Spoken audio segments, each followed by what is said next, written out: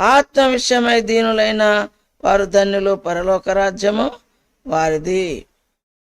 తర్వాత దుఃఖపడు వారు ధన్యులు, వారు ఓదార్చబడుదురు. అంతే, దుఃఖపడు వారు ధన్యులు, వారు ఓదార్చబడతారు.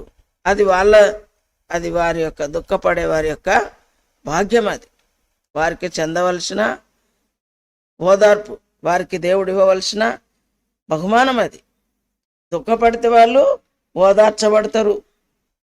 సాత్వికులు ధన్యులు, వారు భూలోకాన్ని స్వతంత్రించుకుందరు. సాత్వికులు ఏ విషయంలో? అన్ని విషయాల్లో సాత్వికం. మీరు ఆలోచించండి, అన్ని విషయాలలో సాత్వికమును పాటించాలి. సాత్వికులు ధన్యులు, భూలోకాన్ని స్వతంత్రించుకుంటారు. దుఃఖపడు వారు ధన్యులు, వారు ఓదార్చబడతారు. ఆత్మ విషయంలో దీనులైన వారు ధన్యులు, పరలోక రాజ్యము వారిది. ఎవరి బతుకుకు తగినట్టు ఫలం వారికి ఇస్తాడు దేవుడు. ఒకరిదొకరికి ఇవ్వడు. నీది నాకు రాదు, నాది నీకు రాదు. ఏం ఆలోచిస్తున్నావు? కుండెడు కూడొడిచేదాకా బాగా తింటావు, మెక్కుతావు, సుర్రున కోపం వస్తుంది నీకు. ఎక్కడెక్కడ అంగడి సందరి కావాలి. అది దీనత్వం అంటారా? దేవుని నమ్ముకున్న బిడ్డల లక్షణాలు అవేనా? చెప్పండి. ఎదురుగా కూర్చొని మంచిగా కూర్చొని వింటా ఉన్నారు. విన్నదిన్నట్టు ఉన్నదన్నట్టు ఫలించే దమ్ము నీకుందా? మోకాళ్ళు రాపిడి పడాలి, గుండె బద్దలైపోవాలి, తనిసి ఏడవాలి. ఆ దీనత్వంలోకి రావాలంటే, ఆ యొక్క సాత్వికమైన మనసు రావాలంటే లోపల ఉన్నదంతా ఖాళీ చేసేసేయాలి. చూడండి, సాత్వికులు ధన్యులు, వారికి భూలోకం సొంతమవుతుంది. నీతి కొరకు ఆకలి దప్పులు గలవారు ధన్యులు, వారు తృప్తిపరచబడతారు. నీతి కొరకు ఏముండాలి? ఆకలి దప్పిగా ఉండాలి నీతిని నెరవేర్చడానికి. అర్థమైందా?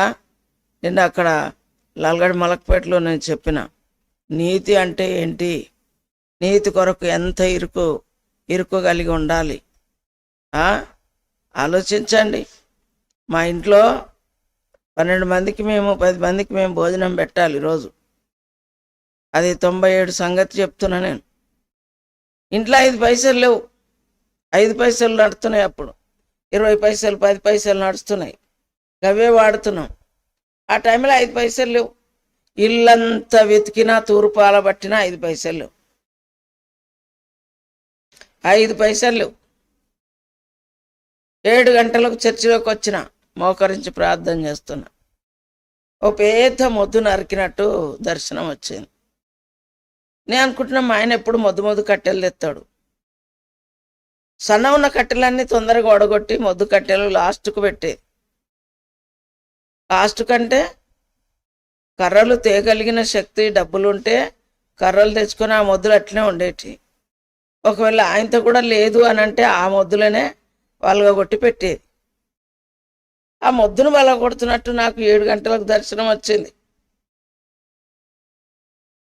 నేను అనుకుంటున్నా ఏది కనిపించినా మొద్దేందని అడుగుతా, కానీ ఆ దినం మొద్దేంది, మొద్దు కొట్టుడేందని అడగలే.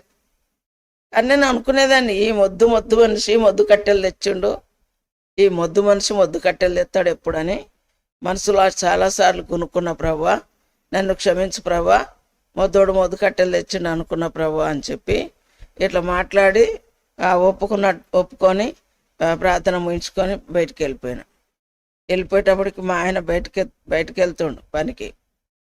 వెళ్ళేటప్పుడు అంటున్నా, బావా పిల్లలు కొనుక్కోవడానికి వస్తే పిల్లకి 5 పైసలు కూడా ఇవ్వడానికి లేవు నా దగ్గర. 12 గంటలకు వీళ్ళకి టిఫిన్ పెట్టాలి, నా దగ్గర ఒక 5 పైసలు కూడా లేవు. నువ్వు వెళ్ళగానే బండికి వచ్చే కిరాయి నాకు పంపు అని చెప్పాను అన్న. అని అంటే సరే అనుకుంటా పోయిండు. అక్కడ నిలబడ్డా నేను. ఓ కర్ర పట్టుకొని, ఆడ నెట్టేడు గుంజ ఉంది, దాన్ని పట్టుకొని నిలబడ్డా. ఈ సేవ దరిద్రం సేవ అని తిట్టుకుంటున్నా. ఈ సేవ దరిద్రం సేవ, ఈ సేవ చేయమంటాడు నన్ను దేవుడు. 5 పైసలు లేని సేవ. నాకే మేము బతకడమే కష్టం అంటే ఇక్కడ కొంతమందికి అన్నం పెట్టమన్నాడు. ఏంది?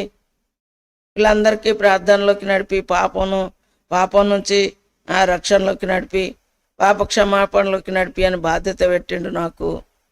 ఇదంతా దరిద్రం సేవ అని చెప్పి చాలాసేపు అలుక్కొని గొలుక్కొని సనుక్కొని ఇక చెమటలు వచ్చేసినాయి. ఆలోచించే వరకు చెమటలు వచ్చినాయి, బలం తగ్గిపోయింది. అప్పుడు ఇక లేచి ఎదురుగా గడ్డపార ఉంది, ఆ గడ్డపార తీసుకొని ఆ మొద్దు మీద వేసిన. సాలిసాలని బలంతో మొద్దు మీద వేసిన. మొద్దు మీద వేయగానే అది చెంగున ఎగురొచ్చి నా ఎడమ కాలు మీద పడ్డది. ఇంత దరిద్రులు ఉన్నారా మీరెవరన్నా ఇక్కడ? నా అంత దరిద్రులు ఉన్నారా? నా అంత లీకుడోళ్ళు ఉన్నారా? నా అంత పేదలు ఉన్నారా? మీరెవరన్నా ఉన్నారా? మీరు దేని కొరకు వాడిపోతుంది? కడుపు నిండా తిను, మనసు నిండా ప్రార్థన చేయి. నా అంత లీక్ అయితే కాదు. నువ్వు లెక్కడనువా? 2 బిల్డింగ్లు ఉన్నాయి, పెద్ద షాప్ ఉంది, ఇంకేమేమో ఉన్నాయి. లెక్కడనువా నువ్వు? ఆలోచించు. గుండెలో కూడు లేకున్నా గుండెలో దేవుడు ఉండాలి, గుండె నిండా దేవుడు ఉండాలి. చేతికి మూతికి ఆహారం లేకపోయినా, ఒంటి మీద బట్ట లేకపోయినా, శరీరం అంతా చీకుబట్టే రోగాలున్నా ఆత్మలో కల్మషం లేకుండా ఉండాలి. హల్లెలూయా. ఉదయకాలం అర్థం చేసుకోండి. పుట్టకతో నువ్వేమి తీసుకొని రాలేదు, ఏమి తీసుకొని వెళ్ళలేవు. తల్లి గర్భం ఒకటే, భూగర్భం ఒకటే. తల్లి గర్భంలోకి దిగంబర్గా వచ్చినావు, భూగర్భంలోకి దిగంబర్గా వెళ్తావు. తల్లి గర్భం నుంచి పడినాడు బట్ట చుట్టిరంటే భూగర్భంలోకి వెళ్ళే వరకు బట్ట చుడతారు అంతే. బంగారం ఉన్నా తీసుకుంటారు, ముక్కు కోసి ముక్కు పుల్లలు తీసుకుంటారు, చెవులు కోసి చెవు కమ్మలు తీసుకుంటారు, రాకపోతే కటింగ్ ప్లేర్ పెట్టి కట్ చేసుకుంటారు. బంగారంతో నిన్ను పెట్టరు, వాళ్ళకు ధైర్యం రాదు. అర్థమవుతుందా? 5 పైసలు లేకుండా గడపార మీద వేసుకుంటే అందరు వచ్చి చూసి టీటీ ఇప్పించుకో అంటారు. టీటీ పుణ్యానికి ఇస్తాడు ఎవడన్నా? 5 పైసలు లేకపోతే టీటీ ఇప్పించుకో అక్క, టీటీ ఇప్పించుకో అంటాను. నాకు ఏమి లేదని ఎవరికి తెలుసు? దేవుడికి తెలుసు. కుంటుకుంటా గుళ్ళకి వచ్చిన, చర్చిలోకి వచ్చిన, వచ్చి ఏడుస్తా ఉన్నా, ప్రభువా టీటీ ఇప్పించుకోమంటాన్రు నన్ను. నేను లేకనే ఆలోచించి బలహీనపడి గడ్డ పలుకుతోనే వేస్తూ ఉంటే అది వచ్చి నా మీద పడ్డది.